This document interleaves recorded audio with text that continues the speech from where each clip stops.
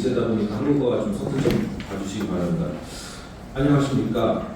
현재 연세대학교 국제학대학원의 해외 입양 정책 반려 공부 중인 상사생 그리고 네덜란드로 국비 입양된 아버지와 어머니를 둔 입양인 2세 바스티안 플렉벨, 한국 이름은 신서빈이라고 합니다.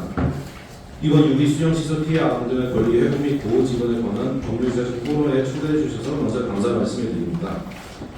저희 어머니는 74년에, 아버지는 75년에 4살의 나이로 네덜란드로 보내졌습니다. 4살의 아이를 아실지 모르겠지만 이미 말도 하고 기어다니고 애착 유형이 발달된 아이입니다. 부모께서 2011년에 입양된 최초로 국적 회복 절차를 밟으셨고 이번에 진압이 조사를 통해 아버지께서는 피해자로 인정을 받으셨습니다. 어머니의 케이스는 안타깝게도 피해 사실 내용과 무관한 이유는 진압이 내부의 정치 싸움 덕에 진압이 이기의 사건 종료로 판정되었습니다. 그래서 더더욱 이 제도 마련에 제 부모님을 포함한 20만 명의 국외 입양인들을 위한 진실규명과 권리 회복을 같이 고려해 주시고 포함시키는 데에 힘써 주셔서 감사합니다. 그럼 국외 입양인들과 그 직계비속의 관점에서 바라본 유기 실용시설 피해 아동들 권리 회복 및 보호 지원을 위한 법률에 대해 몇 가지 요점을 제기하였습니다. 첫 번째 포인트는 국외 입양과 유기 그리고 방임의 관련성입니다. 유기 수용시설 피해 아동들의 권리 회복을 위한 법률인 만큼 유기의 정의가 중요합니다. 유기란 적극적으로 유기 행동을 하는 경우, 방임은 아동들이 유기견을 알면서도 아무런 자기를 하지 않는 경우를 의미하는 걸로 정의됩니다. 하지만 모든 시설 아동 그리고 대략 20만 명의 국외 입양인들이 적극적인 유기 행동이나 방임으로 인해 몸가짐과 분리된 것이 아닙니다. 아이를 잃어버려서 찾아 나섰지만 못 찾은 부모가 수두룩합니다. 조상소에서 유산이라 하고 아이를 빼돌려서 해외로 입양되기도 했습니다. 국외 입양을 위한 법적 절차는 아동의 상황이 어떠하였든 간에 고하로 지정해 호점을 세워봤습니다. 국외 입양인들은 미아나 기아였을 수도 있지만 아닌 경우일 수도 있습니다.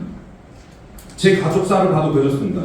제 조부께서는 서울신문사에서 근무를 하다 빨갱이로 몰려 해고당해 신경병이 생기셔서 경제적으로 가정을 유지하기가 어려워지며 5남매 중에 막내였던 제 아버지의 입양을 결정하게 되셨습니다.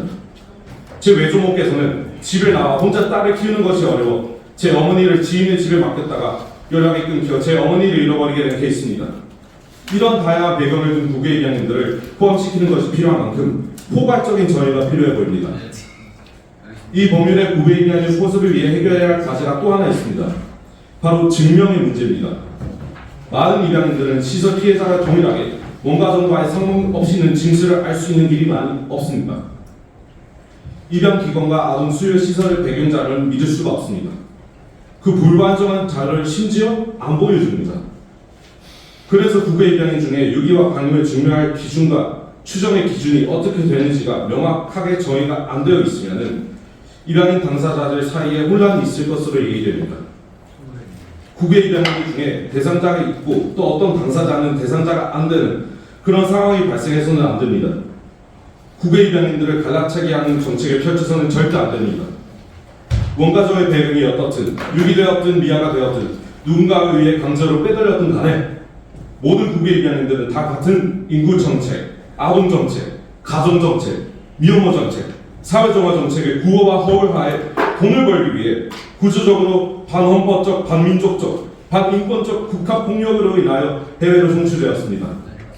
시설 아동과 공통사항이 많지만 해외 입양에는 국적, 문화, 언어, 심지어 이름까지 이뤄 많은 입양인들을 해외 백인의 손에 학대를 당했습니다. 국내 수용 시설은 시설 운영 비용을 벌기 위해 그리고 시설장 개인의 이득을 위해 해외 입양 기관에 아동을 팔아먹은 것입니다. 미아, 기아, 가출, 불황한 시설 아동 등 다양한 배경을 가진 아동들이 그렇게 해외로 보내졌습니다. 하지만 국외 입양인들은 이제 아동이 아닙니다. 20만 명의 성인 피해자입니다. 꼭 모든 입양인이 이제 아동의 관점에서가 아닌 피해자로서 인정되는 포괄적인 법률에 힘써 주십시오. 세 번째로는 지원의 국외 입양인 적용의 질문입니다. 국외 입양인들은 기본적으로 국적이 박탈되어 대한민국 국민이 더 이상 아닙니다. 물론 입양기관에서 국적 박탈 절차를 제대로 안 밟은 것도 사실입니다. 많은 입양인들은 국적 회복 절차를 밟기 시작하면서 아직도 그들이 국적을 갖고 있다는 사실을 그때서야 알게 됩니다. 공무원은 그게 불법이라고 말합니다. 그러면서 그 당시에 기관에서 일을 제대로 안 해서 입양인에게 불법적인 대한민국 국적을 포기해야 된다고 말합니다. 포기해야지 다시 그 동일한 대한민국 국적을 회복할 수 있는 법률 절차를 밟게 될 수 있는 겁니다. 그 법률 절차를 제일 먼저 밟는 게 우리 국민입니다. 그렇지만 이 국적 회복을 하지 않아도 지원을 받을 수 있는 제도가 필요합니다. 현재 국내 출신에 관한 자료를 찾기 위해 한국을 방문하는 국외 입양인은 주민센터 같은 국가의 민원 창구에 주민등록번호가 없어서, 국내 체류 주소가 없어서, 본적지 주소를 몰라서, 이런 다양한 이유로 도움이 거절됩니다. 심지어 이름이 달라져서, 그리고 언어가 안 통해서 무시당합니다. 국민을 버려 오늘날도 당사자들에 대한 폭력 행위가 반복됩니다.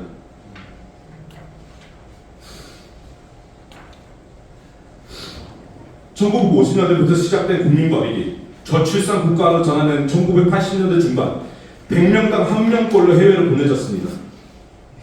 저는 1999년생입니다.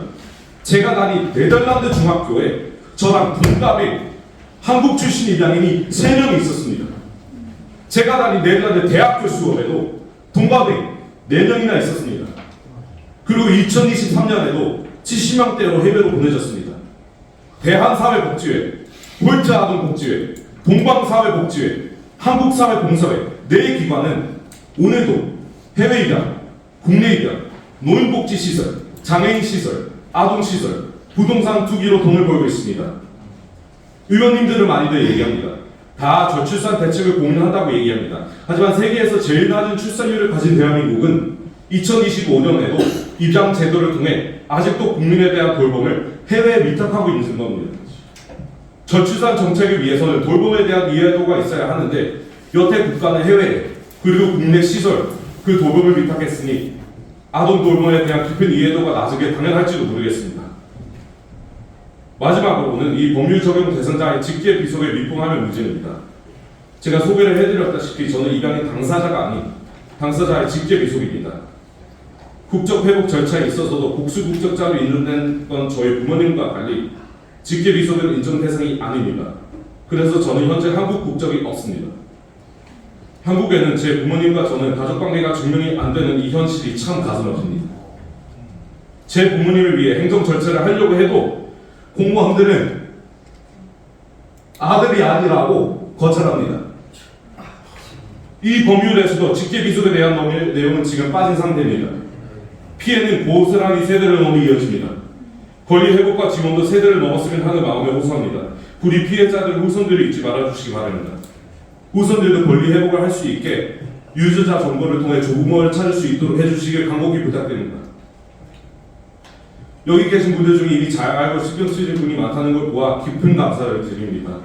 그리고 이 자리에 있는 모든 분께 부탁드립니다. 아직도 그래도 대한민국의 국민이신 여러분들, 시설을 통해 해외에 버려지고 호적이 박탈되고 국적과 이름이 지워진 20만 동지를 잊지 말아주시기 바랍니다. 이 자리를 빌려 제 부모님의 마음을 전합니다. 감사합니다.